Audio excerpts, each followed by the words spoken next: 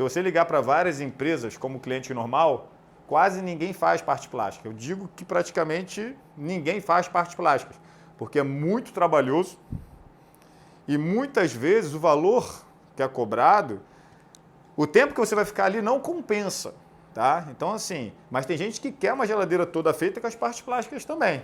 Então você pode estar ganhando dinheiro com as partes plásticas. Inclusive você cobra separado. Qual é o valor do envelopamento da geladeira? É X. Ah, mas eu também quero partes plásticas, então é X com partes plásticas. São 2 orçamentos separados, tá? Isso é importante eu frisar para vocês.